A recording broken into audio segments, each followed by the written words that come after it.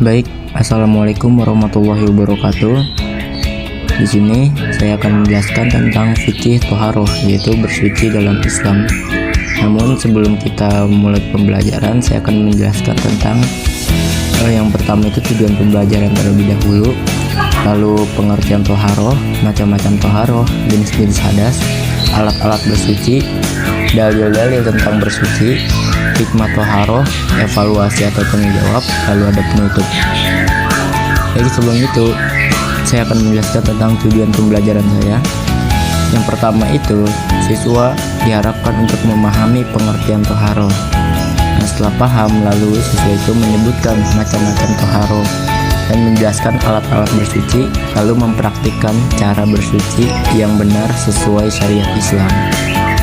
Oke, yang pertama itu kita akan mengetahui terlebih dahulu tentang pengertian toharoh. Nah, pengertian toharoh artinya itu bersuci, yaitu membersihkan diri dari hadas dan najis agar dapat melaksanakan ibadah.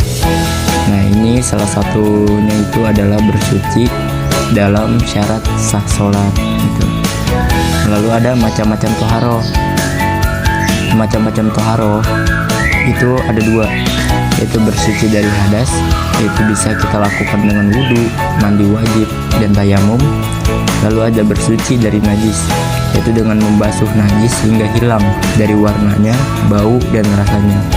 Misal kita terkena kotoran ayam, maka kita wajib menghilangkannya dari segi warna, bau, bahkan jika bisa itu dari segi rasanya gitu. Lalu ada jenis-jenis hadas. Nah, jenis-jenis hadas yang pertama itu ada hadas kecil, yaitu dihilangkan dengan wudhu. Contohnya buang air kecil gitu. Nah, itu bisa dihilangkan dengan wudhu. Atau hadas besar itu dihilangkan dengan mandi wajib, namanya junub, haid, dan nifas. Nah, selanjutnya itu ada alat-alat untuk bersuci. Alat-alat untuk bersuci yang pertama itu air suci, mensucikan atau mutlak ya, seperti air hujan, sungai, sumur, laut. Nah, itu air yang bisa mensucikan itu. Atau jika tidak ada air, bisa dilakukan dengan debu suci, yaitu untuk tayamum jika tidak ada air. Nah, selain itu juga ada batu atau tisu, yaitu untuk istinja ya, bersuci dari buang air kecil maupun buang air besar. Nah, zaman dulu itu biasanya menggunakan batu. Bila tidak ada air, mereka biasanya menggunakan batu gitu. Lalu ada dalil tentang bersuci ya, di dalam surat Al-Maidah, yaitu wahai orang-orang yang beriman, apabila kamu hendak mengerjakan sholat, maka basuhlah wajahmu dan tanganmu sampai siku, dan sapulah kepalamu, dan basuhlah kakimu sampai kedua mata kakimu. Nah, lalu ada hikmah dari toharoh. Hikmah ketika kita mempelajari toharoh itu apa sih? Nah, hikmah yang kita dapat itu yaitu menjaga kebersihan baik jasmani maupun rohani. Lalu ada menjadi syariat sahnya ibadah gitu.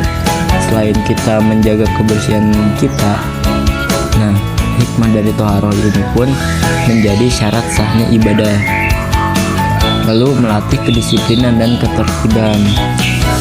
Jadi kita bisa disiplin lalu tertib dalam menjalankan keseharian kita itu, dan mencegah dari penyakit. Bahkan dari wudhu pun kita bisa mencegah diri kita dari penyakit, karena wudhu itu bisa dibilang memang suci gitu ya. Setiap hari kita membasuh muka, cuci tangan, dan lainnya itu bisa mencegah dari kuman-kuman atau penyakit ya.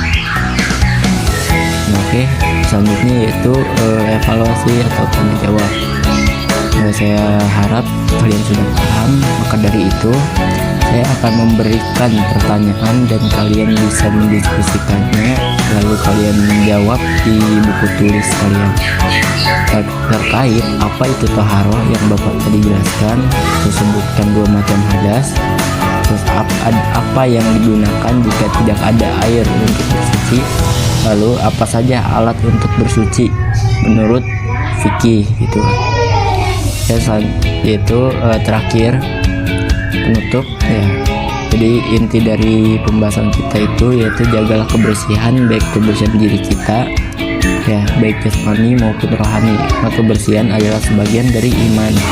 Dan mari kita biasakan hidup bersih dan menjaga wudhu agar ibadah kita diterima oleh Allah Subhanahu wa taala. Baik, kurang lebihnya mohon maaf. Allahumma fiqh lakum tarik. Wassalamualaikum warahmatullahi wabarakatuh.